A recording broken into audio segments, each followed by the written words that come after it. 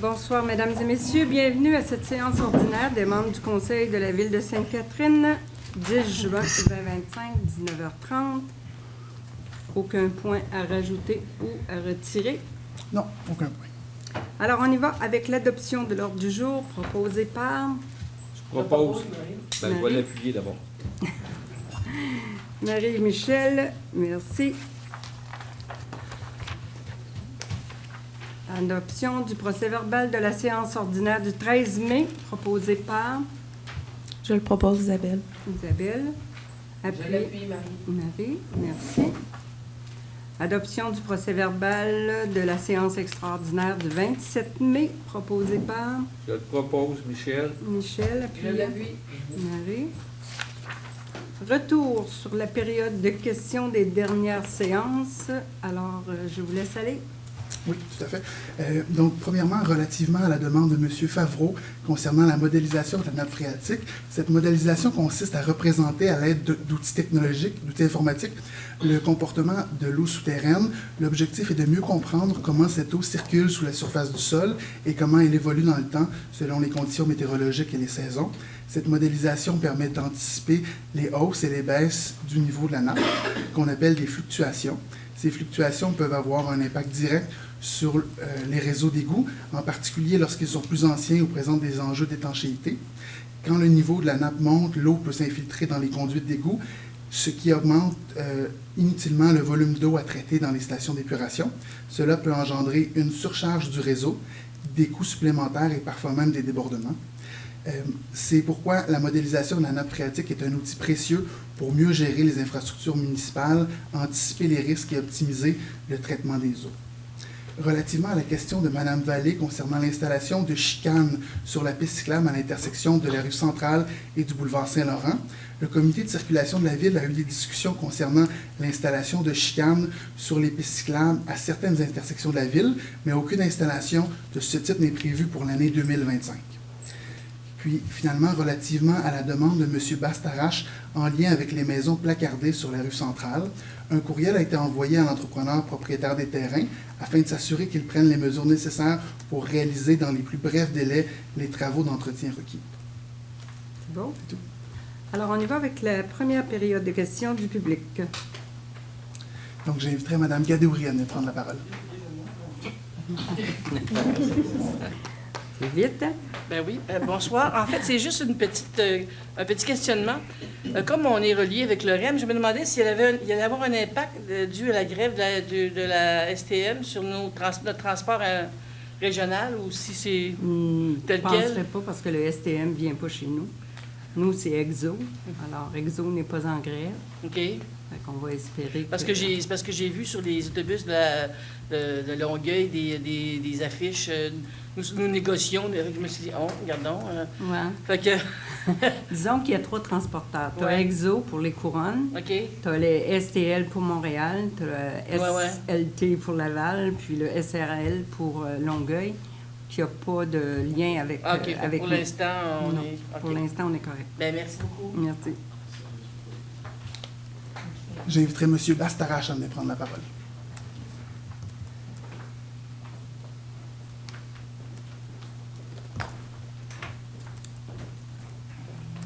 Bonsoir à vous tous.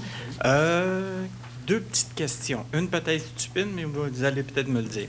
Bref, la première, là, on a parlé qu'il allait faire le gros projet sur la rue Centrale. Est-ce que vous savez quand est-ce qu'ils vont commencer à démolir pour que ça aille un petit peu plus beau un peu, là, tu sais, parce que... Moi, c'est comme moi. Hein. J'aimerais ça qu'ils démolissent aussitôt que c'est détruit. C'est comme les déchets qu'on ramasse tout le long de Ouais, c'est des plate, rues parce c'est ça. qu'on doit les mettre seulement que le deuxième mardi, mais on les met à la longueur du mois. Alors, ça devient indésirable. Je vous dirais, on n'a pas la capacité d'obliger les gens à vouloir respecter OK. les règles. Mais c'est Mais parce on que là, essaye de voir OK. pour qu'ils le fassent le plus rapidement possible. vu que les projets, il est pas mal bien amorcé, que ça s'en vient, il pourrait peut-être commencer à détruire pour Ben, mettre j'ai ça plus beau. l'impression que, mais qu'il détruise, il va détruire au complet. Moi, c'est ça. Parce qu'il va faire un voyage seulement de tous les résidus qui vont rester là. OK. Ma question peut être stupide. Excusez. C'est pas une question. C'est juste pour savoir. J'ai attendu des oui-dire de certaines choses. Mon oui-dire, c'est que c'est construit, c'est beau, dans le récréo-parc, le fameux, on va appeler ça un chalet ou je sais pas quoi, là, au centre, là, où c'est tout bien décoré, puis le kit, là. Et puis, je me suis laissé dire que ça avait été comme... pas la ville qui l'avait tout payé en entier, que Montréal avait fourni pour payer cette partie de cette chose-là. Le CMM. Oui? On a eu une subvention de le CMM. OK. Ah, bien, comme ça, c'est réel. vrai. Bien, merci. C'est tout. C'est beau. J'inviterai M. Vachon à venir prendre la parole.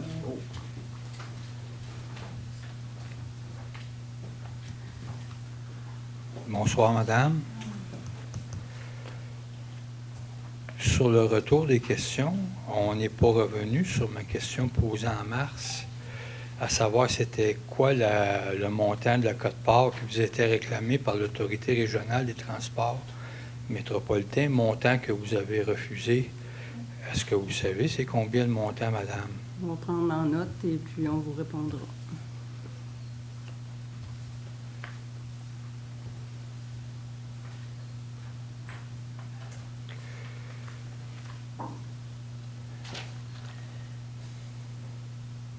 Comment se fait-il que dans une publicité de l'équipe de Jocelyn Bates, publiée en date du 27 octobre 2021, dans les faits que l'équipe Bates alléguait que toutes les infrastructures de la ville de Sainte-Catherine sont en excellent état, alors que vous avez adopté une résolution, l'équipe Bates, visant à procéder au gainage de la conduite d'aqueduc de la et sanitaire de la Première Avenue.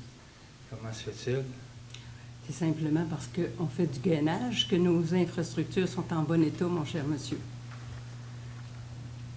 Normalement, n'est-ce pas, lorsqu'on est rendu à gainer Non.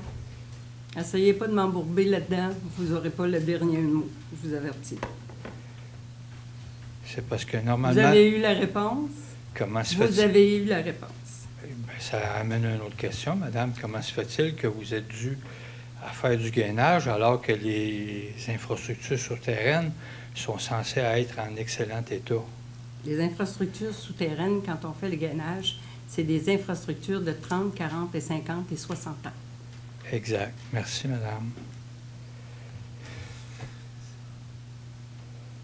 Comment se fait-il que dans la même publicité, vous avez toujours allégué que les infrastructures étaient en excellent état au 27 octobre 2021, Parce que ça fait 35 ans que j'en prends soin. alors que vous devez prendre, vous avez dû adopter, approuver une grille d'évaluation quant à des services professionnels, Je vous y réponds. Est-ce que vous avez une autre question? quant à la modélisation de la Monsieur nappe Vachon, phréatique. avez-vous une autre question? Oui. Comment se fait-il que vous avez allégué que les infrastructures Ben là, souterraines... revenez tout le temps sur le même sujet. Monsieur, je vous coupe la parole. Comment se fait-il que Bonsoir. comment se fait-il que Bonsoir, vous avez monsieur. dû Comment se procéder... fait-il que vous êtes citoyen de Saint-Constant, puis vous venez dépasser votre temps à Sainte-Catherine pour poser des questions qui sont d'aucun intérêt pour vous? Comment se fait-il? Ben, c'est parce que les questions qui concernent la ville de Sainte-Catherine Ils ne concernent pas les citoyens de doivent Saint-Constant. être posées à la Monsieur ville de Vachon, on a répondu Sainte-Catherine. à votre question. Je vous demanderai de vous asseoir, s'il vous plaît. Merci, monsieur. Donc, j'ai invité M. Rogers à venir prendre la parole. Monsieur Rogers?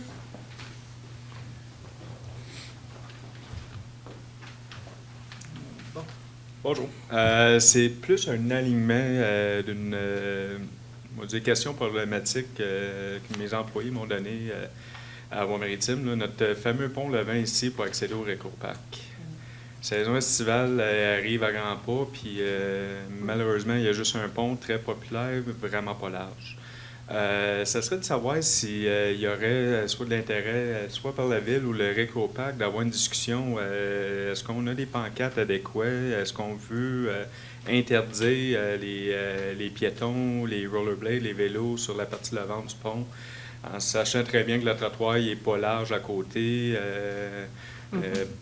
Quelque chose de même, là. Je passe avec des grues, des gros camions là-bas, les citoyens passent là, puis on est pogné avec un problème, puis je veux essayer de travailler conjointement, là, à voir si je mets des pancartes, est-ce que je nuis à quelque part? Si je mets des pancartes, je mets-tu des constats? C'est le genre de questionnement. Ce qu'on va faire, je sais qu'on a une rencontre avec la Voie maritime au mois de juillet, si je me trompe. Je sais que prochainement, j'ai reçu ça. Là. On a une rencontre avec eux au bureau, même à Saint-Lambert. On pourrait peut-être vous rencontrer, vous nous donner tous vos questionnements, puis nous, on pourrait s'organiser pour avoir vos réponses. Là. Parce que le Québec est difficile, là, mais je pense qu'il y a de quoi à se pencher dessus, parce qu'il n'y a pas un million de solutions. Je me fais accrocher par des citoyens, mes propres employés me le disent, là, puis... c'est vrai, là, fait que... OK, parfait. Ouais, s'il y a quelque chose qu'on est capable de faire, on va essayer de le faire par la ville. Non pas par le Récréoparc, mais par la ville, à tout le moins, là, on va le faire. Beautiful. C'est beau? Merci beaucoup. Merci. C'est complet pour la première période de questions. Parfait. Alors, on y va avec le dépôt du rapport financier et du rapport du vérificateur externe. Alors, le Conseil prend acte du dépôt financier. Est-ce que vous avez des explications à donner? Alors, j'invite les membres du Conseil à se joindre au public dans la salle pour la présentation. Et j'invite par le fait même Mme Amélie Hudon et Mme Anilo à vous faire cette présentation.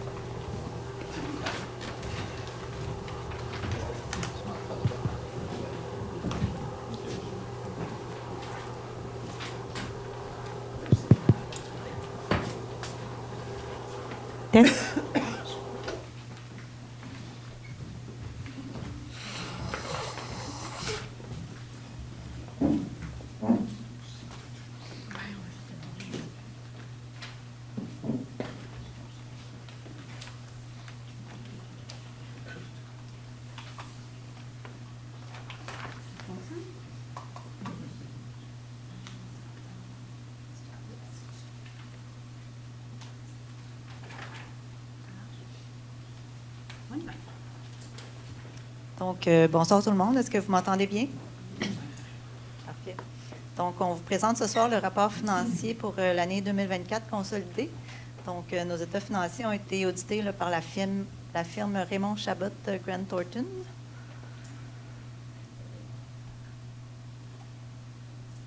Donc, vous avez sur cette diapositive là, le sommaire des résultats pour l'exercice terminé le 31 décembre 2024.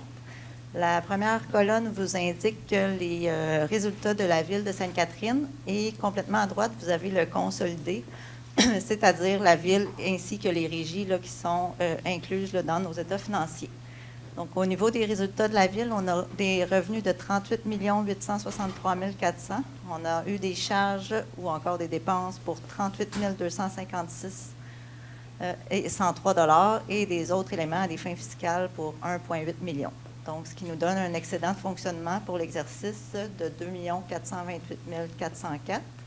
Et du côté du consolidé, l'excédent de fonctionnement est de 2,9 millions, qui inclut ville et les régies. Donc, pour ce qui est de la provenance de l'excédent de la ville, vous avez en résumé ici, donc on a un montant de 695 950 qui proviennent d'une hausse des revenus par rapport au budget. Vous avez également les charges et les affectations pour un montant de 1 732 454. Donc, c'est des dépenses qui sont à la baisse par rapport à notre budget de fonctionnement. Donc, ici, vous avez le détail de comment est répertoriée là, la variation des revenus. Donc, essentiellement, ce sont les droits de mutation pour 623 071. Donc, on avait budgété un montant moindre de ce montant-là. Donc, veut pas, ça va avec la hausse là, du marché immobilier. Là, donc, il y a eu plus de ventes que prévu.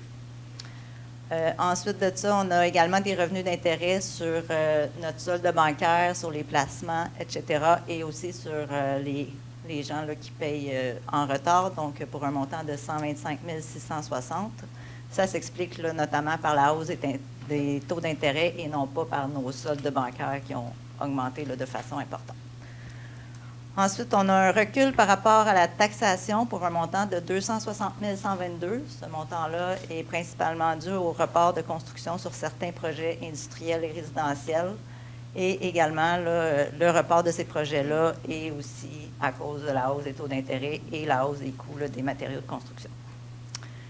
On a également reçu des subventions, notamment pour l'accès universel et aussi une subvention là, de la MRC pour le plan directeur du Récréoparc pour un montant là, de 195 455.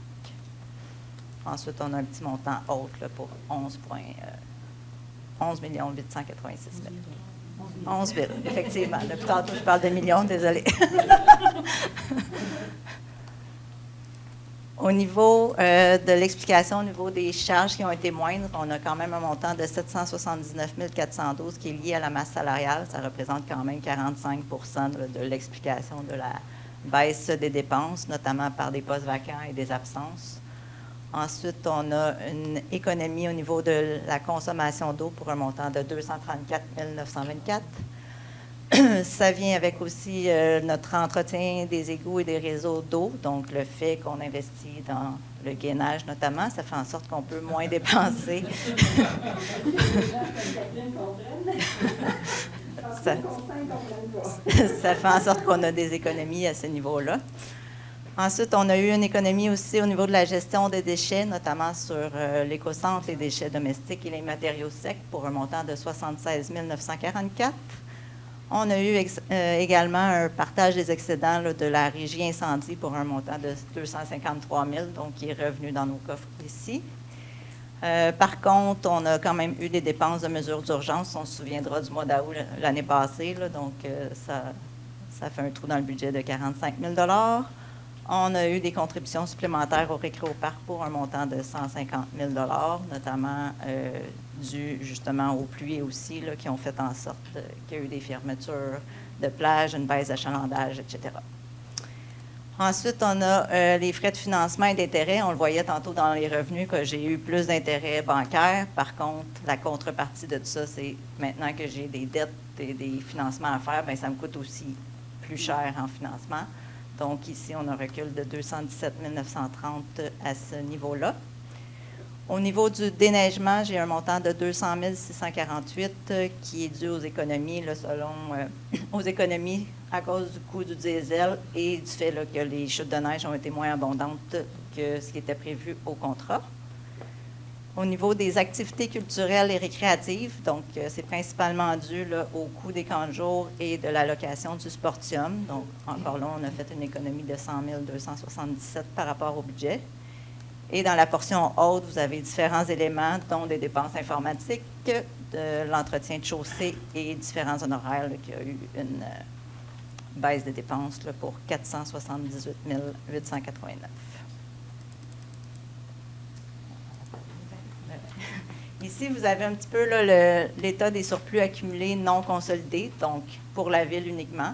Donc, ça se divise en deux parties. Vous avez les surplus non affectés. Donc, ce qu'on entend par surplus non affecté, c'est qu'on n'a pas réservé ces sommes-là pour des éléments en particulier. Donc, on a un montant de 5 786 816 au 31 décembre. C'est sûr qu'on partait au début de l'année avec un montant de 3,3 millions. À cela vient s'ajouter l'excédent de fonctionnement dont on vient juste de parler, qui donne mon 5,7 millions. Ensuite, au niveau des surplus affectés, c'est-à-dire qu'on avait voté une politique à un certain moment donné, 2023, je crois, donc pour venir affecter des sommes de notre surplus pour si jamais il y a des éléments quelconques là, qui arrivent. Donc, on en a pour 3,2 millions là, de surplus affectés. On en a pour les règlements d'emprunt, un montant de 546 000 le programme de traitement des matières organiques pour un montant de 48 000 Ensuite, on affecte aussi un 5 de notre budget 2024. Donc, c'est tout le temps en fonction du dernier budget, donc Donc, ça représente là, 5 du budget pour les imprévus, donc 1,9 million. Ensuite, pour les opérations de déneigement, on met systématiquement un 10 du budget de déneigement dans nos surplus affectés, donc 91 000 Ensuite, on a un surplus affecté aux immobilisations, qui est dans le fond 1 du budget de notre service de la dette 2024, donc 50 000 Et finalement, on a un montant réservé également là, pour la quote-part du complexe sportif, donc pour 553 503. Ici, on vous fait le portrait de nos différentes réserves financières. Donc, on parle ici des fonds réservés de revenus reportés.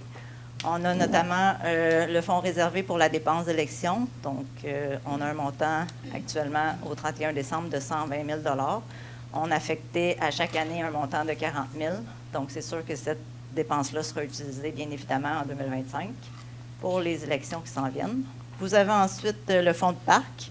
Donc, on a un solde au 31 décembre 2023 de 823 000 On a utilisé le fonds pour un montant de 9 630 On a eu des contributions de promoteurs en 2024 pour 377 830 qui nous fait un solde au 31 décembre 2024 de 1,2 million. Donc, on prévoit utiliser ces sommes-là pour le parc de la Providence en 2025. Ensuite, il y a une nouvelle réserve financière qui avait été créée. C'était pour police incendie, donc pour payer les quotes-parts qu'il y avait là-dedans. Donc, ça a été constitué en 2024 avec le règlement 909-23. Donc, on a une affectation en 2024 des revenus de taxation pour 7 362 122. On a utilisé la réserve, donc les quotes-parts qu'on a payés aux deux régies, police et incendie, pour 7 188 000 Et on a un solde résiduel au 31 décembre là, de 173 955. Donc, cette réserve-là, on utilisera les sommes là, dans un prochain cycle budgétaire. Voilà. Ensuite, on vous présente également là, le portrait de la dette à long terme non consolidée, donc encore là pour la Ville uniquement au 31 décembre. Donc, on a une dette là, au total là, de 62,3 millions, donc qui se répartit, comme vous le voyez à l'écran. Donc, pour l'ensemble des contribuables, c'est un 45,2 millions. On a ensuite une portion qui est une dette attribuable à des secteurs en particulier pour 13,1 millions. Et quand on voit gouvernement du Québec, c'est une dette qu'on finance, mais qu'on se fait rembourser là, sur 20 ans par le gouvernement du Québec. Donc, on en a pour 4 millions. Donc, ça, pour ce qui est de la dette, c'est une augmentation par rapport à l'année dernière d'environ 9,7 millions. Puis, c'est principalement là, le pôle Léo là, qui est inclus dans l'augmentation de la dette. Donc, je donne la parole à Amélie. Donc, pour la portion bilan, donc on vient de voir donc tous les états financiers. Alors, bien sûr, pour la dernière année, c'est la fin de la vision 2025. Donc, c'est sûr que depuis les 10 dernières années, on travaille à mettre en valeur, mettre en œuvre la vision 2025. Donc, pour ceux qui se souviennent, je vais vous rappeler rapidement le bilan qu'on avait fait donc en décembre. On parle ici, bien sûr, d'une vision sur 5 axes stratégiques avec 19 objectifs et 16 projets phares. Donc, on se rappelle que dans l'axe source de développement, donc, on a eu 24 millions d'attractions d'investissement privés. On a le début de la construction du complexe sportif d'Elsin-Sainte-Catherine, mais pas juste le début, là, mais maintenant, on a bientôt à la fin. On va le voir ouvrir à l'automne 2025. Ensuite, nous avons, comme Annie vient de parler, de la construction phase 1 de la rue Léo. Ensuite, la bonification de la réserve pour fin de parc d'environ 377 800. Revitalisation des terrains de tennis et pickleball qui ont été faits en 2024 et qui sont très utilisés encore cette année.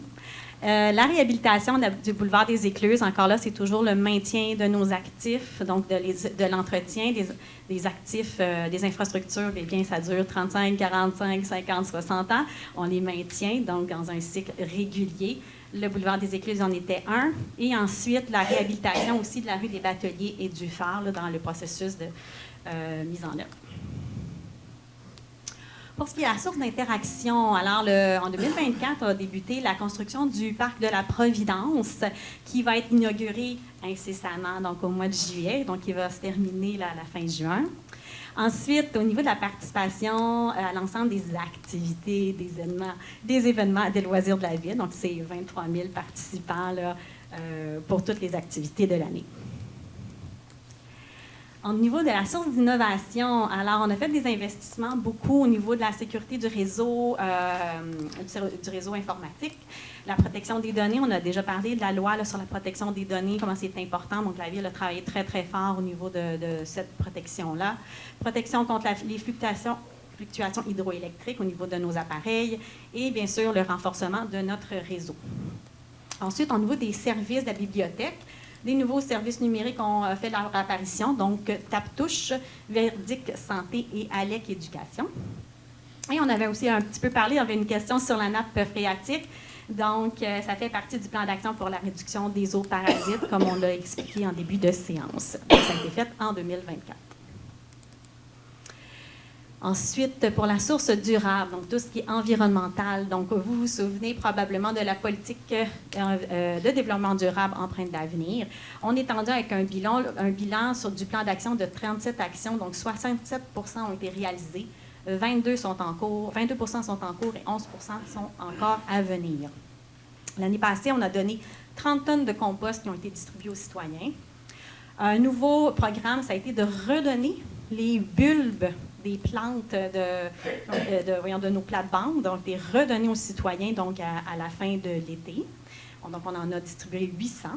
Le corridor de biodiversité qui se trouve en dessous de l'emprise hydroélectrique aussi a pris son envol avec un ajout de 10 000 plantes indigènes avec une plantation qui a été faite avec 134 bénévoles citoyens de la ville de Sainte-Catherine. Ensuite, au niveau de la baisse de consommation d'eau, on l'a vu dans le bilan financier, on a eu une baisse de 3,4 de la baisse de consommation d'eau. On a planté 300 arbres et aussi, bien, on est allé encore avec l'éco-centre de Saint-Constant qui, lui, valorise jusqu'à 80 des matières qu'ils reçoivent.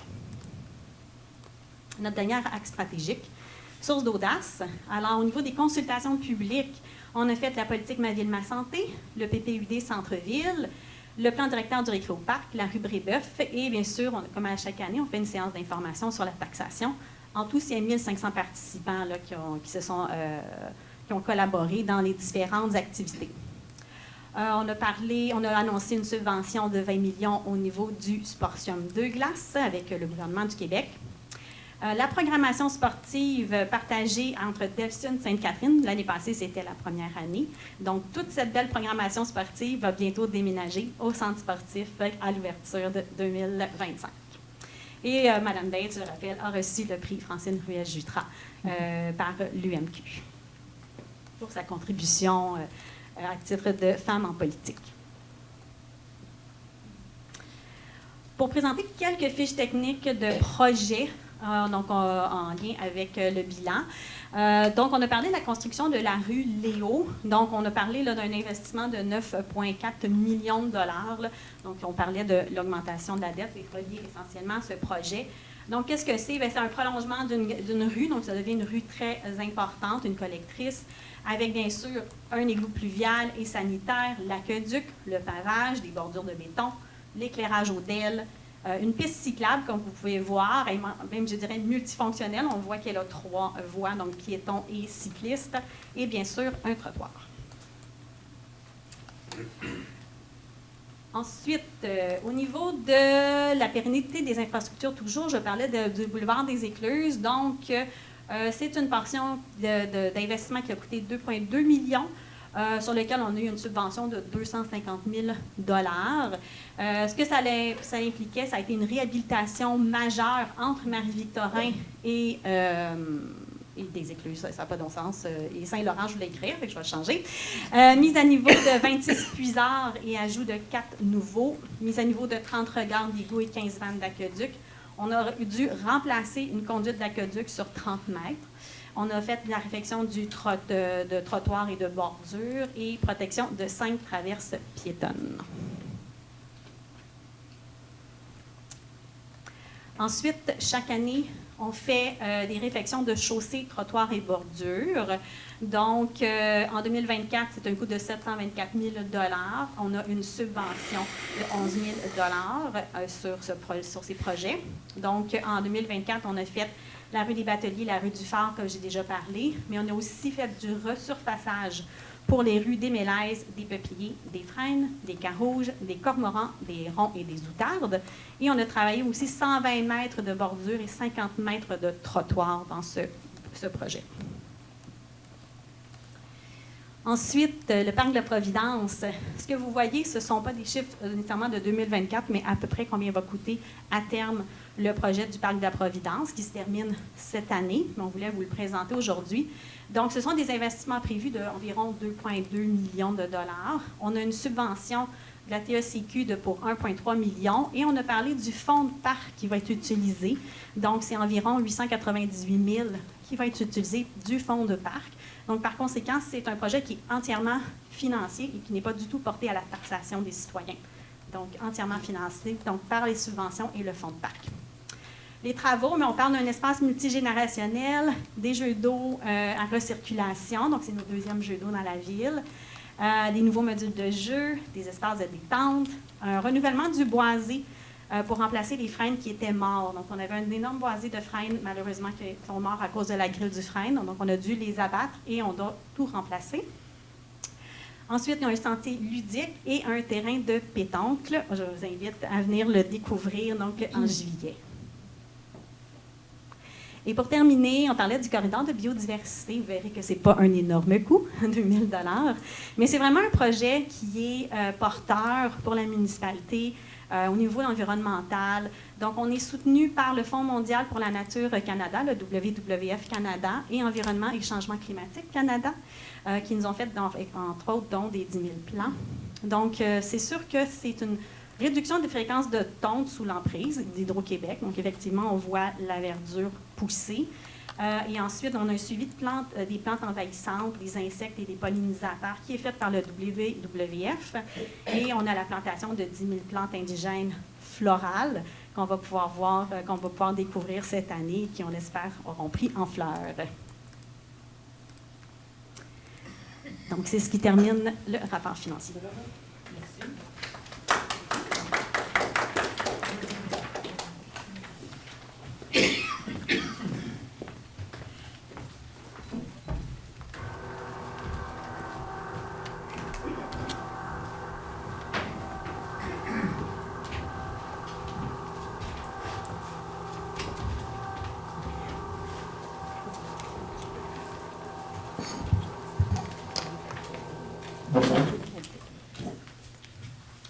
Merci beaucoup pour les explications. Alors, on y va avec la ratification embauche régulière pour juin 2025, considérant l'autorisation déléguée à la directrice générale d'embaucher du personnel surnuméraire étudiant, syndiqué et cadre intermédiaire, considérant l'obligation de ratifier en séance régulière la liste des embauches ou des nominations du personnel, syndiqué et cadre intermédiaire. Alors, il s'agit de ratifier l'embauche de Mme Amélie Cusson, coordonnatrice loisirs et vie communautaire. Proposé? Je propose, Marie. Marie, appuyez. J'appuie, Michel. Michel, merci. Appui réseau de transport métropolitain EXO, gouvernance locale du transport collectif. Préparez-vous, c'est long. Considérant que la réforme majeure de la gouvernance du transport collectif métropolitain mise en place en 2017 visant principalement à établir un modèle de gouvernance plus efficace et cohérent.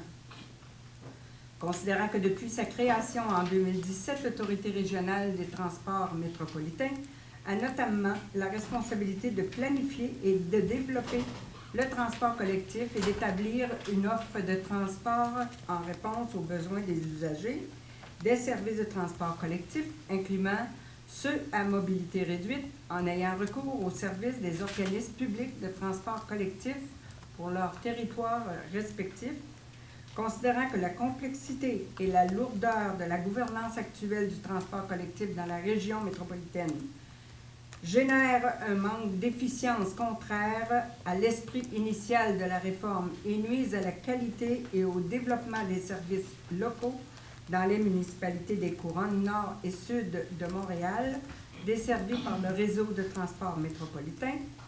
Considérant que les municipalités des couronnes expriment leur insatisfaction à l'égard de la gouvernance actuelle du transport collectif dans la région métropolitaine, laquelle ne répond pas à leurs besoins, considérant que les municipalités des couronnes demandent d'obtenir davantage de pouvoir pour déterminer l'offre de services locaux par autobus sur leur territoire respectif et le budget associé, considérant qu'un nouveau modèle de gouvernance locale de services de transport est proposé, lequel est davantage axé sur la gestion de proximité où les responsabilités de chaque acteur sont bien définies, considérant que ce nouveau modèle répond plus particulièrement à la réalité et aux besoins des municipalités des couronnes, lesquels leur permettra de mieux répondre aux besoins de déplacement intra-couronne de leur population, de mieux coordonner leur développement urbain dans un esprit de densification et d'avoir une meilleure adéquation entre l'offre de services locaux et leur contribution financière. Alors, considérant que la mise en œuvre de cette nouvelle gouvernance nécessite des modifications législatives à la loi sur le réseau des transports métropolitains et la loi sur l'autorité régionale de transport métropolitain, alors il s'agit d'appuyer la demande formelle de la ministre des Transports et de la Mobilité durable de modifier la gouvernance actuelle du transport collectif dans la région de Montréal afin de redonner le pouvoir décisionnel aux représentants des municipalités des couronnes nord et sud de Montréal par l'entremise de l'instance d'EXO qui, au plan des services locaux et au budget associé, et d'appuyer les demandes de modification législative d'EXO visant la mise en œuvre d'une nouvelle gouvernance locale de transport collectif dans la région métropolitaine et de leur démarche à ce sujet auprès du gouvernement du Québec, de la ministre des Transports et de la Mobilité durable, de la CMM et de l'ARTM. Proposé par... Je le propose, Isabelle. Isabelle, appuyez. Je l'appuie, Michel. Michel. Désignation administrateur et signataire, service bancaire, Banque nationale du Canada. Considérant l'adoption de la résolution numéro 180-05-25 octroyant le contrat de service bancaire à la Banque nationale du Canada, considérant les besoins opérationnels et la nécessité de nommer des administrateurs et signataires autorisés pour tout service bancaire souscrit pour la ville auprès de la Banque nationale du Canada. Alors, il s'agit d'autoriser les personnes nommées ou intitulées de poste ci-après à effectuer, autoriser et signer toute transaction bancaire pour l'ensemble des comptes de la ville à la Banque nationale du Canada. Il s'agit ici de la mairesse ou le maire en le cas échéant, la directrice générale ou le directeur général le cas échéant, la directrice des services administratifs et trésorières ou le directeur des services administratifs et trésoriers le cas échéant et ou la trésorière adjointe. Proposé par... Je propose Marie. Marie, appuyez. Je l'appuie, Isabelle. Isabelle, merci. Libération du Fonds de garantie en responsabilité civile primaire, le regroupement Laurentier d'Outaouais, 1er novembre 2017 au 1er novembre 2018.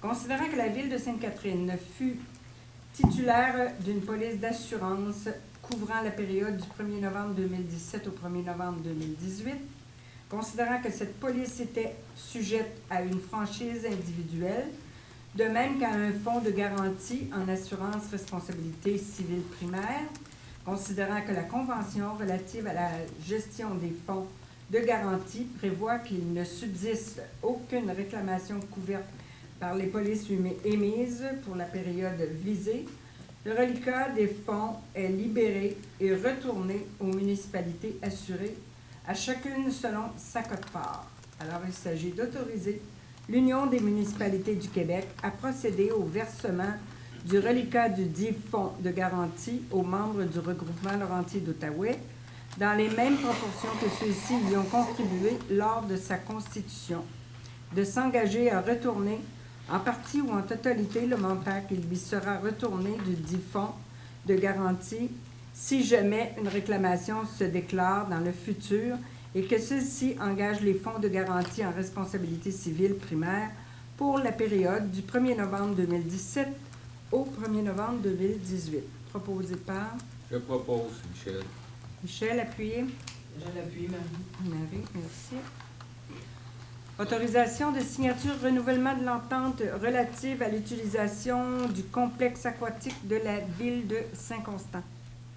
Considérant que l'entente municipale relative à l'utilisation du complexe aquatique de la ville de Saint-Constant permet à plusieurs centaines de citoyens de Sainte-Catherine de bénéficier des installations et de la programmation du complexe aquatique de Saint-Constant, et ce, au tarif préférentiel prévu à l'entente.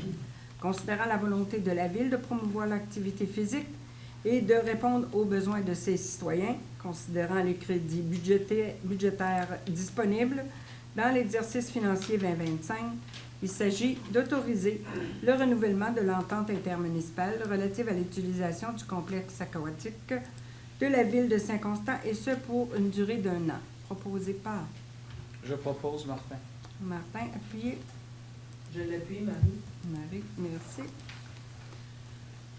Autorisation de signature, appel de projet pour le développement des collections de bibliothèques publiques autonomes 2025 à 2027 par le ministère de la Culture et des Communications. Considérant que chaque année, la Ville dépose une demande au ministère de la Culture et des Communications dans le cadre du programme d'aide financière pour le développement des collections des bibliothèques publiques autonomes, de déposer une demande d'aide financière au ministère de la Culture et des Communications pour le développement des collections des bibliothèques prévues publiques autonomes pour l'exercice 2025 à 2027 et de désigner la chef de section bibliothèque, culture et directrice du service sport, culture, loisirs et vie communautaire afin d'agir à titre de mandataire pour la Ville de Sainte-Catherine. Proposé par Je le propose, Isabelle. Isabelle, appuyée. Je l'appuie, Marie. Marie, merci. Autorisation de signature lettre d'entente numéro 15, col blanc. Considérant que le service des communications et des relations avec le citoyen débute ses activités de refonte du site web de la Ville de Sainte-Catherine, considérant le besoin du service des communications et des relations avec le citoyen d'embaucher une ressource temporaire pour une période de 2 ans, considérant que les dispositions actuelles de la convention collective limitent cette période à 12 mois, considérant les échanges entre la Ville et le syndicat, alors c'est d'autoriser la mairesse, la directrice générale et la directrice du service des ressources humaines ou leur remplaçant à signer pour et au nom de la Ville la lettre d'entente numéro 15 col blanc, ainsi que tout autre document nécessaire pour donner plein effet à la présente résolution. Proposé par Je propose, Michel. Michel, appuyé. Je l'appuie Martin. Martin, merci. Demande d'adoption politique en matière de protection des renseignements personnels. Considérant l'importance pour la Ville de Sainte-Catherine d'assurer la protection des renseignements personnels qu'elle détient en toute transparence, considérant les dispositions de la loi sur l'accès aux documents des organismes publics et sur la protection des renseignements personnels qui prévoit l'obligation pour la Ville de publier sur son site Internet des règles encadrant sa gouvernance à l'égard des renseignements personnels ainsi qu'une politique de confidentialité rédigée en termes simples et clairs. Considérant l'étude et l'approbation des différentes politiques par le Comité de l'accès à l'information et la protection des renseignements personnels de la Ville, alors il s'agit d'adopter les politiques suivantes telles que présentées. La politique cadre de gouvernance concernant la protection des renseignements personnels, la politique de gestion et de signalement des incidents confidentiels, la politique de confidentialité. Proposée par Je propose, Marie. Marie, appuyée. Pardon, je l'appuie, Isabelle. Isabelle, merci.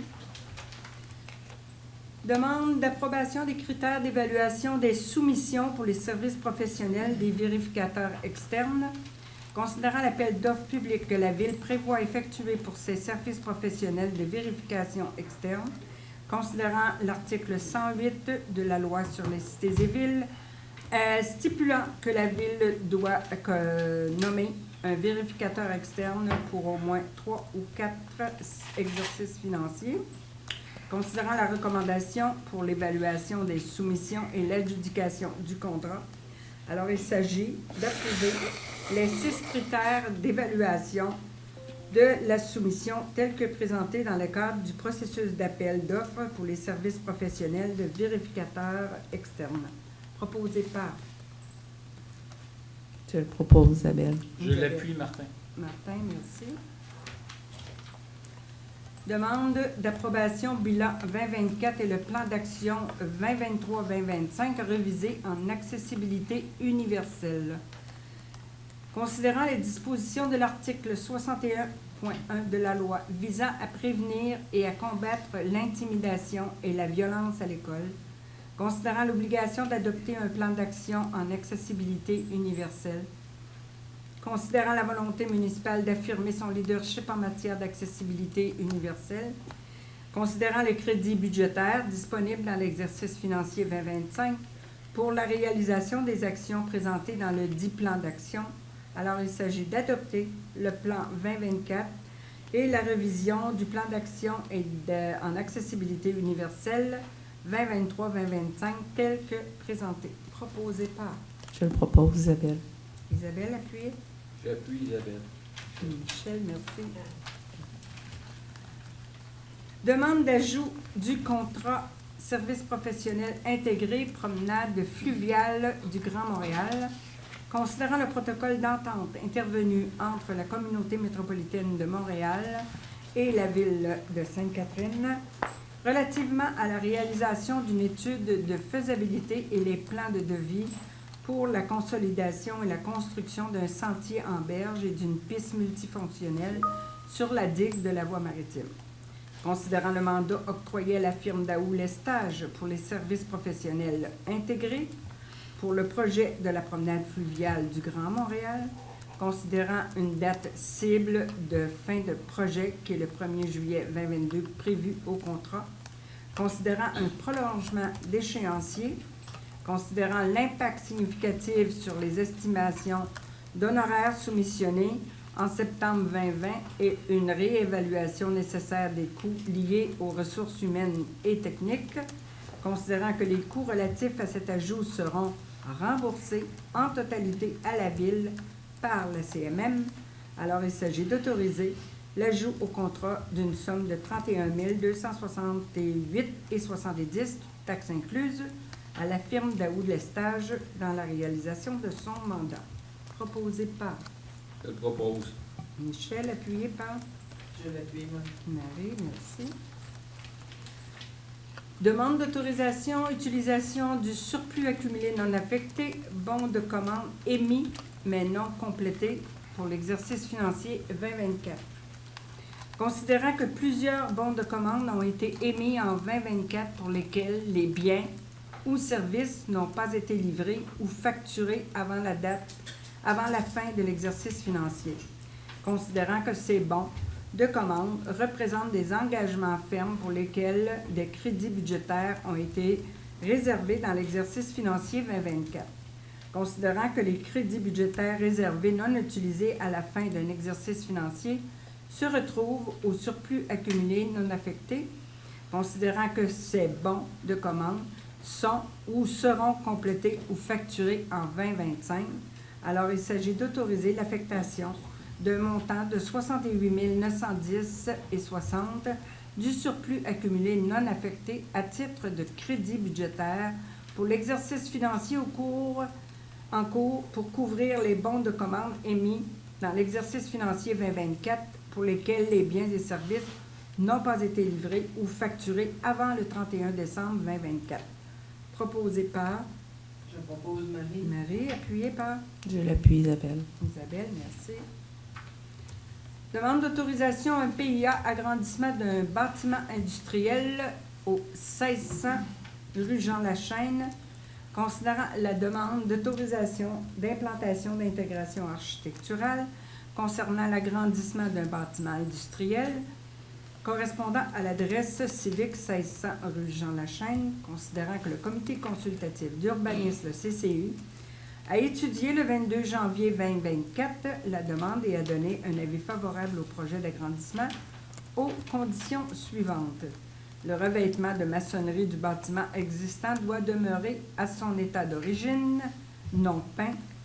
Un minimum de 2 arbres à grand déploiement doit être planté en cour arrière, considérant l'approbation par le Conseil du projet aux conditions énoncées au terme de la résolution numéro 4202-24, considérant l'obtention des plans corrigés remplissant ces dites conditions, considérant la caducité de la résolution par l'arrivée du terme de 1 an. Alors, il s'agit d'approuver les plans d'architecture signés par Louis Houle, l'architecte, datés du 3 juillet 2023, liés à la demande de permis et d'exiger une garantie financière au montant de 50 000 $, tel que le prévoit l'article 23 du règlement numéro 2012-00 concernant les PIA. Proposé par... Je propose Martin. Martin, appuyé. J'appuie. Michel. Michel, merci. Demande d'autorisation un PIA 5244 route 132.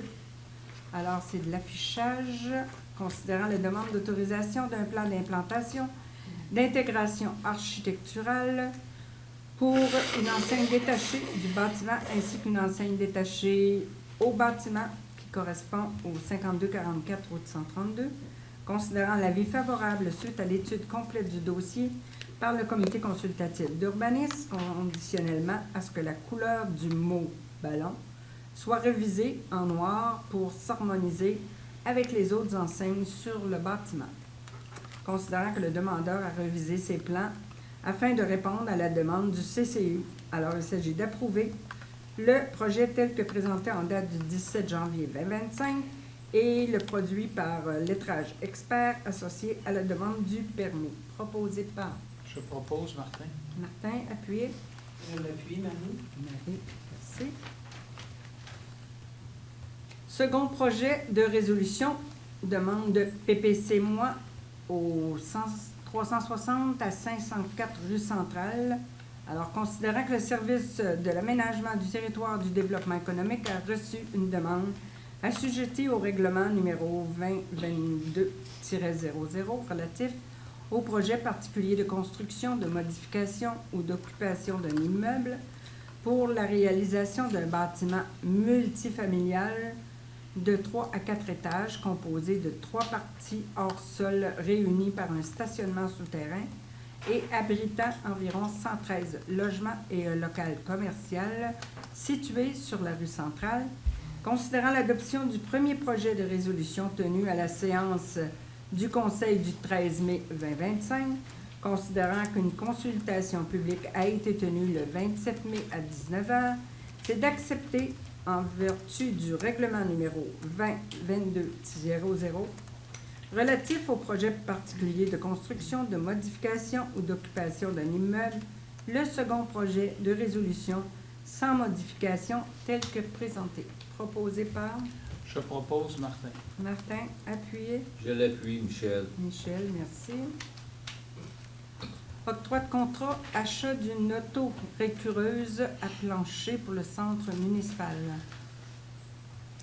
Considérant le besoin de remplacer l'auto-récureuse du centre municipal compte tenu de la vétusté et des bris fréquents occasionnant une hausse des frais d'entretien, considérant la performance énergétique accrue des modèles plus récents de ce type d'équipement, considérant la demande de prix élevée auprès de 3 fournisseurs, alors il s'agit d'octroyer le contrat de l'achat d'une auto-récureuse à Sani Dépôt au montant total de 12 609,23 $, toutes taxes incluses, incluant les options, qui représentent la somme de 11 513,91 € net de ristourne, de financer cette dépense par le règlement d'emprunt par appui numéro 925-25 au montant de 11 513,91 et que le remboursement se fasse sur une période de 5 ans à partir de l'an 2026 pour un montant annuel de 2 302,79. Proposé par. Je propose Marie. Appuyé. Je l'appuie, Isabelle. Isabelle, merci.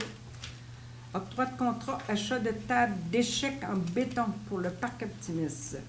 Considérant la volonté d'améliorer l'offre d'aménagement au Parc Optimis en offrant un aire de jeu apaisante respectant la vision du parc, la proximité de l'eau, ainsi que le plan directeur de la promenade riveraine Esprit Libre, considérant que l'achat des tables d'échecs s'inscrit dans la politique sur les saines habitudes de vie, ma ville, ma santé, permettant ainsi de créer un espace de jeu à la pratique libre pour tous, considérant la demande de prix effectuée auprès de 3 fournisseurs, c'est d'octroyer le contrat pour l'achat de 2 tables d'échecs en béton au Parc Optimis à Techsport, au montant total de 19 115,74 toutes taxes incluses, incluant les options qui représentent la somme de 17 455,22.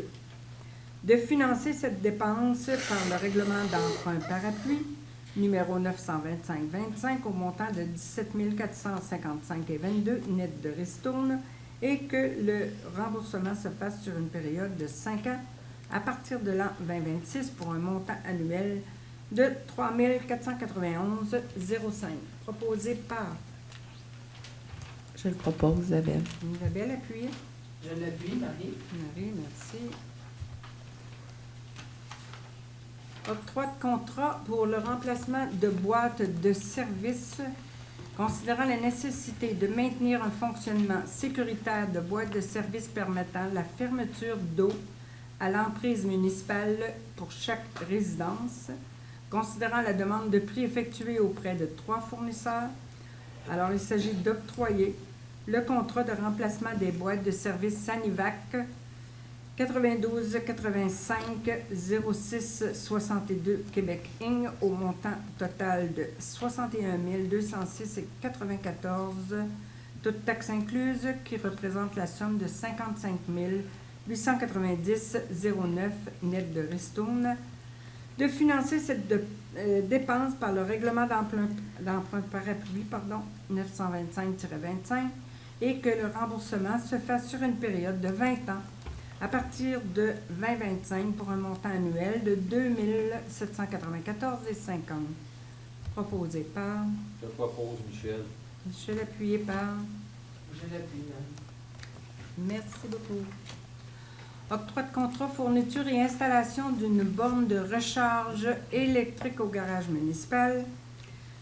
Considérant l'acquisition d'une camionnette électrique au service des travaux publics, considérant le besoin d'une borne de recharge électrique supplémentaire au garage municipal, considérant le règlement numéro 827-18 concernant la gestion contractuelle, ainsi que la politique d'approvisionnement de la ville de Sainte-Catherine, considérant la demande de prix effectuée auprès de 3 fournisseurs, il s'agit d'octroyer le contrat de fourniture et d'installation d'une borne de recharge électrique à SAM C. Électrique Incorporé au montant total de 6 235,21, toutes taxes incluses, qui représentent la somme de 5 693,58 net de ristourne, et de financer cette dépense par le règlement d'emprunt parapluie 925-25 et que le remboursement se fasse sur une période de 5 ans à partir de 2025 pour un montant annuel de 1138,72. Proposé par. Je propose Martin. Martin, appuyé par. Je l'appuie Michel. Michel. Octroi de contrat inspection télévisée des conduites d'égout à l'aide d'une caméra auto-tractée été 2025. Considérant l'étude du réseau sanitaire dans le secteur de la place Forestier, considérant la demande de prix sur invitation effectuée par la Ville pour des travaux d'inspection de conduite d'égout à l'aide d'une caméra auto-tractée pour l'été 2025, considérant la réception de 2 soumissions conformes et leur analyse, c'est d'octroyer le contrat d'inspection télévisée des conduites d'égout à l'aide d'une caméra au plus bas soumissionnaire conforme qui est Can Inspect Inc. au montant total de 22 158,38 $, toute taxe incluse, qui représente 20 233,56 $, net de ristourne, et de financer cette dépense comme suit.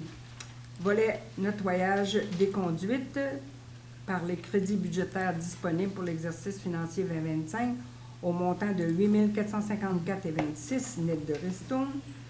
Volet pompage et inspection télévisée par le règlement d'emprunt parapluie numéro 910-23 au montant de 11 779,28 $, net de ristourne, et que le remboursement se fasse sur une période de 10 ans à partir de 2026 pour un montant annuel de 1 177,93 $. Proposé par Je propose Marie. Marie, appuyé. Je l'appuie, Michel. Michel, merci. Octroi de contrat de travaux de construction de la rue Léo, phase 2. Alors, considérant le prolongement de la rue Léo entre le boulevard Saint-Laurent et la route 132 comme projet essentiel pour le développement du pôle Léo, considérant que le projet est prévu dans le plan d'action pour la réduction des eaux parasites du réseau d'égouts sanitaires municipal, considérant que la Ville a procédé à un appel d'offres public sur le système électronique d'appel d'offres SEAO pour les travaux de construction de la phase 2 de la rue Léo, considérant la réception de 2 soumissions conformes, leur analyse et la recommandation du consultant BHP Conseil, il s'agit d'octroyer le contrat de travaux de construction de la phase 2 de la rue Léo au plus bas soumissionnaire conforme, soit les entreprises Michaudville Incorporées au montant total de 2 493 000 $, toutes taxes incluses, qui représente la somme de 2 276 441,29 $, net de ristourne, de financer cette dépense par le règlement d'emprunt numéro 891-22, proposé par Je le propose. Michel Appuyé. Je l'appuie Marie. Marie. Octroi de contrat service professionnel pour le projet de gainage des conduites d'aqueduc sur le boulevard Marie-Victorin. C'est l'abrogation de la résolution numéro 162-05-25, considérant l'adoption de à la séance ordinaire du 13 mai 2025 de la résolution numéro 162-05-25 intitulée, l'octroi de contrat service professionnel, préparation des plans et devis et surveillance, travaux de gainage de conduite d'aqueduc sur le boulevard Marie-Victorin, considérant certaines irrégularités dans la dite résolution. Alors, il s'agit d'abroger la résolution numéro 162-05-25 et d'octroyer le contrat de préparation des plans et devis, de surveillance des travaux de gainage de conduite d'aqueduc sur le boulevard Marie-Victorin au soumissionnaire conforme ayant obtenu le meilleur pointage final, soit 85 58 736 Canada Inc., au montant de 91 577,59 $, toutes taxes incluses, qui représente la somme de 83 622,54 $, net de ristourne, de financer la dépense pour les services professionnels du volet conception incluant les études préparatoires, les plans et devis et les services durant l'appel d'offres et par le règlement d'emprunt parapluie numéro 884-21 au montant de 30 971,31 $, net de ristourne, et que le remboursement de ce montant se fasse sur une période de 20 ans à partir de l'an 2026 pour un montant annuel de 1 548,57 $, de financer la dépense pour le service professionnel du volet surveillance, incluant la gestion administrative et la surveillance sur le chantier, sous réserve de l'approbation d'un règlement d'emprunt du projet gainage d'aqueduc du boulevard Marie-Victorin par le ministère des Affaires municipales et de l'Habitation. Proposé par Je le propose, Isabelle. Isabelle, appuyée. Je l'appuie Marie. Marie, merci. Compte payés et à payer pour le mois de mai 2025. Alors, il s'agit d'autoriser les paiements des comptes payés et à payer du mois de mai 2025, tels que plus amplement décrit comme suit. Un montant de 2 032 150 07 pour les déboursés mensuels. Un montant de 417 209 et 19 pour les paiements aux fournisseurs. D'approuver un montant de 360 366 et 74 qui représente les salaires pour le mois. Proposé par Je propose, Marie. Marie, appuyé. Je l'appuie, Michel. Michel, merci. Avis de motion et dépôt du projet de règlement numéro 929-25 interdisant la distribution de certains articles à usage unique. Considérant le mouvement métropolitain afin de réduire certains articles à usage unique. Considérant la démarche entreprise par les élus de la communauté métropolitaine de Montréal, c'est-à-dire la CMM, pour intégrer des mesures visant à interdire la distribution de certains articles à usage unique dans le plan métropolitain des gestions des matières résiduelles.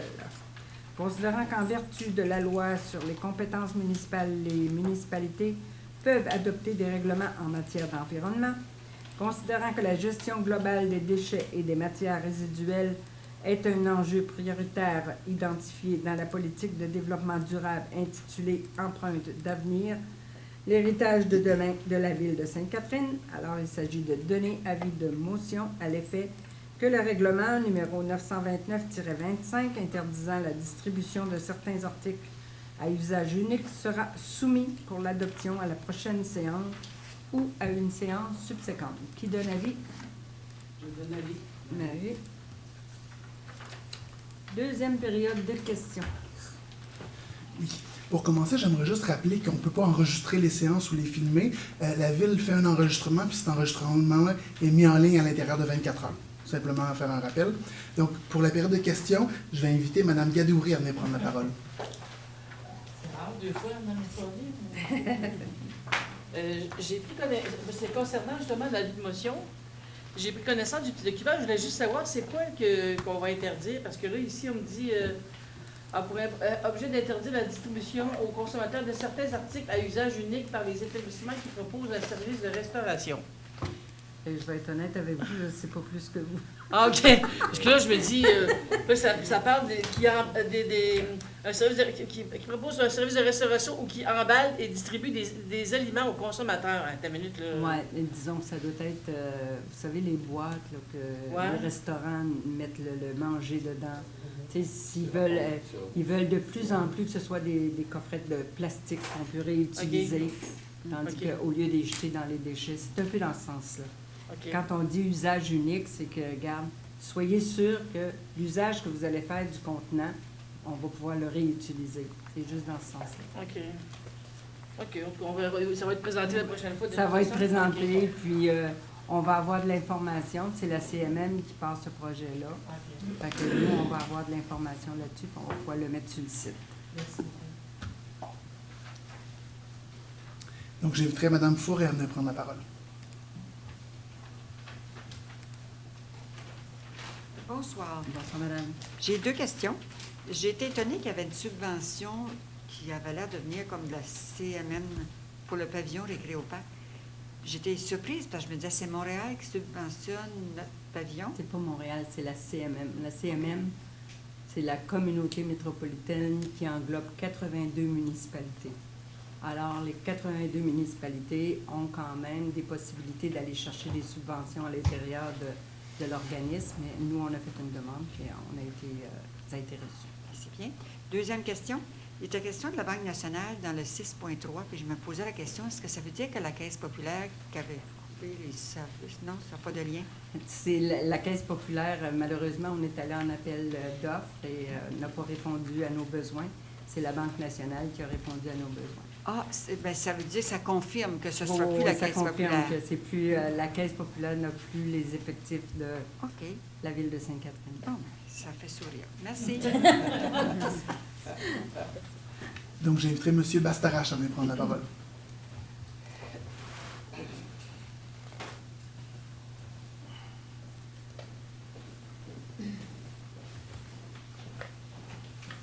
Bonsoir.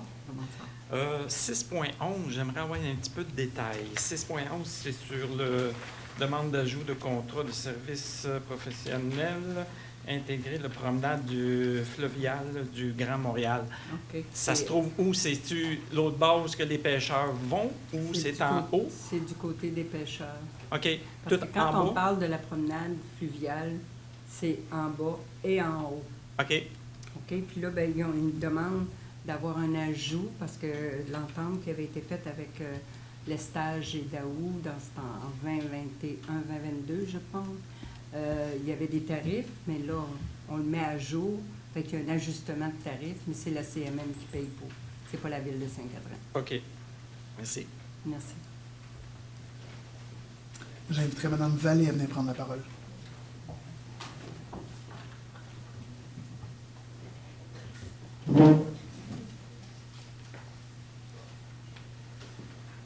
Bonsoir. Bonsoir. Bonsoir. OK. Bien, j'ai quelques questions, mais je vais revenir à la présentation qu'on a eue. OK. Concernant, en fait, les activités, je regarde là, mais je vais regarder ici.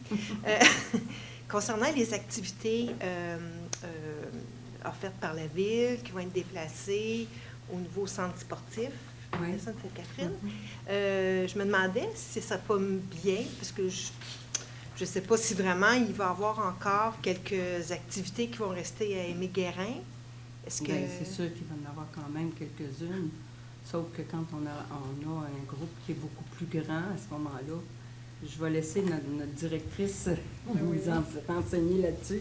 En effet, tout ce qui est les activités en salle sportive vont être déplacées au complexe sportif. Par contre, tout ce qui est badminton, pickleball, tout ça va rester dans les gymnases. Mais tout ce qui est, exemple, la programmation Zumba, yoga, tout ça, ça va maintenant, en effet, au complexe sportif. Puis toute notre programmation culturelle reste au centre municipal. OK. Fait qu'au fond, non, parce que je me questionnais à savoir, parce que c'est sûr que c'est notre centre-ville, hein? Oui. Puis on essaie comme on a vu, là, de mettre beaucoup de services là, parce que pour certaines personnes, je pense qu'il va peut-être avoir un petit peu de difficulté pour l'accessibilité à se rendre là, particulièrement le soir, parce que c'est après souper. Fait que c'est pour ça que j'avais une petite inquiétude aussi à cet effet-là, là, pour certaines personnes. On va essayer d'avoir un peu plus d'informations là-dessus. Oui, c'est ça. Quand on a une voiture, ça va, mais il reste qu'on aimait beaucoup le... Oui. dans le coin ici.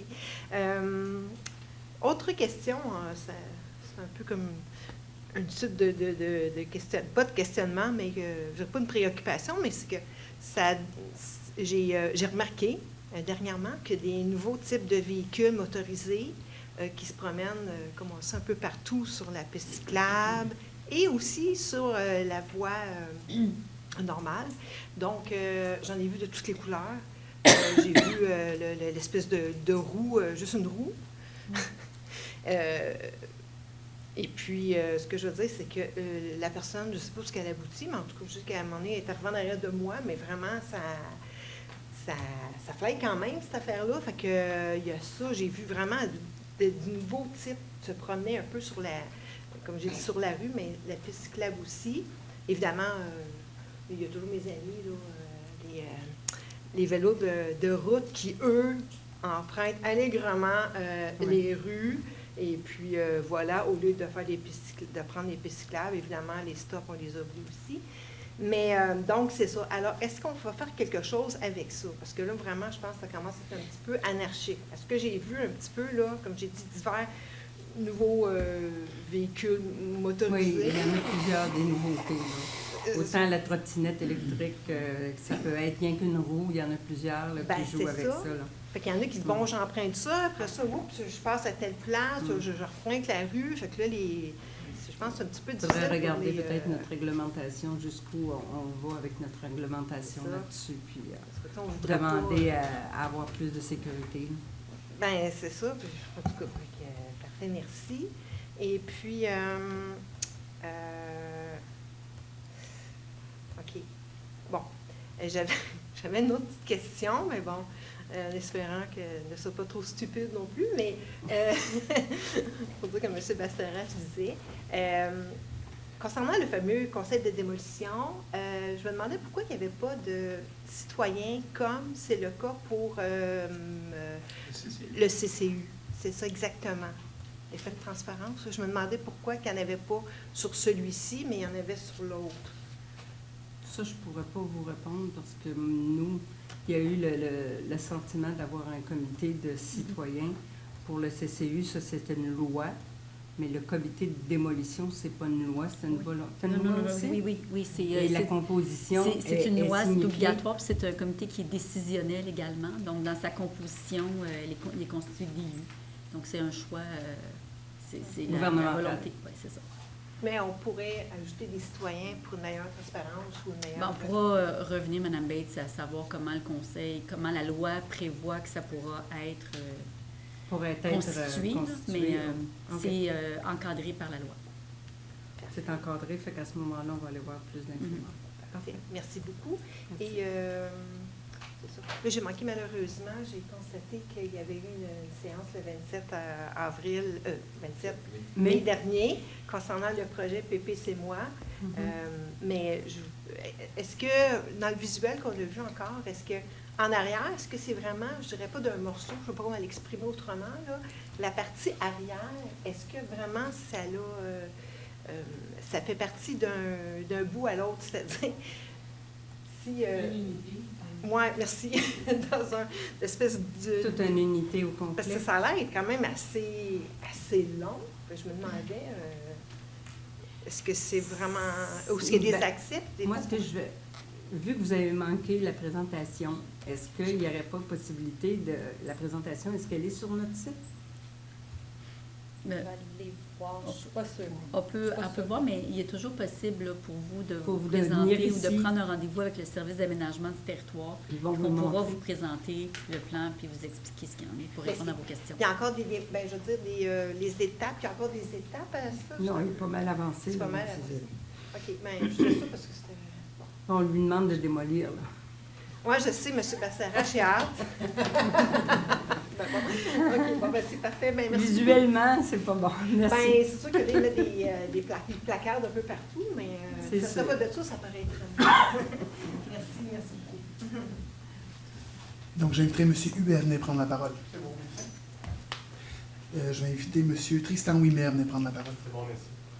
Je vais inviter dans ce cas-là M. Roccaron à venir prendre la parole. Bonsoir. Bonsoir. Je voulais juste vérifier une chose. Si sur les pistes cyclables, au coin de Saint-Laurent et des Écluses, et Jogues et Saint-Laurent, l'année dernière et l'année d'avant, il y avait des petits stops pour rappeler aux cyclistes qui devaient, en théorie, pas un stop, mais un arrêt, pour leur signifier qu'ils n'y sont pas encore installés. Fait que je me demandais si... Peut-être que ça va être dans le temps, parce qu'on est là-dedans, je pense, si je ne me trompe pas. On vient de terminer les bollards sur la rue Brébeuf. Là, ça doit être... On va prendre note. Vous prenez note, puis vous allez voir pour... OK. Parfait, merci.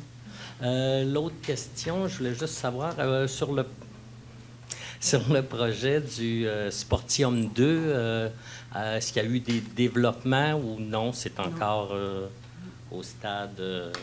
Parfait. Discussion, parfait. L'autre question, c'est plus un point d'information. J'ai vu sur le site page Facebook de la Ville et du Récréoparc qu'on avait inauguré le nouveau prêt-à-camper l'Urbain. Donc, c'est très beau. J'ai hâte d'aller le visiter bientôt. Là. Pas vendredi parce que ça passe pas, mais oui, c'est ça. En fin de semaine, ça devrait pas passer. Et je voulais savoir pourquoi que lors du lancement, il n'y a pas eu d'invitation des citoyens de la Ville à se présenter à l'événement. Il faudrait voir avec le Récréoparc. Moi, je savais qu'on faisait l'inauguration avec la collaboration de la MRC. Oui, j'ai vu M. Ouellet. La MRC a subventionné, mais à cause de ça, parce que c'est pas moi qui faisais les invitations. Là. OK, non, ben c'est juste parce que ça aurait été, selon moi, une belle opportunité de faire connaître le Récréoparc aux citoyens pour ceux qui... Il va y avoir une invitation à l'ensemble de la population pour aller voir les nouveaux prêt-à-camper. Ça, ils vont peut-être le faire beaucoup plus large. Cette journée-là, ils ont peut-être voulu le faire peut-être fermé. Parce Intime. que, tout simplement, moi, avoir un peu plus d'intimité. Merci. Merci. Il n'y a plus d'autres questions. C'est beau. Vous pouvez y aller. Étant donné qu'il y a eu questionnement face à la sécurité sur la piste multifonctionnelle, face à piétons, vélos, tout ce qui roule, moi, je vais juste apporter une information à l'effet qu'à Granby, il y a des pancartes qui disent que le piéton doit toujours marcher face au vélo. Ici, c'est le contraire. Les vélos sont dans notre dos. Il y a eu un conflit l'an passé sur la piste et la police est intervenue. Et le règlement qui a l'air en place, c'est les cyclistes sont dans notre dos, mais la police a dit, vous êtes toujours face au danger. Donc, on marche face au danger. Ma solution a été de ne plus aller la fin de semaine sur la piste multi parce que c'est trop dangereux. Mais là, vu que vous en parlez, je me dis, ça vaudra la peine de regarder ce qui se fait ailleurs. Mais c'est sûr que je vais l'amener au comité de circulation pour qu'ils revoient la méthode. Puis à ce moment-là, bon, on aura... Bien, je leur avais déjà envoyé une photo de la pancarte de Granby, les photos d'ici. Puis ça n'avait rien changé à date. Mais là, comme vous en avez parlé, je me suis dit, à force de planter un clou des fois... Oui, on peut finir par avoir des résultats. Ça serait plus sécuritaire. Merci. Parfait.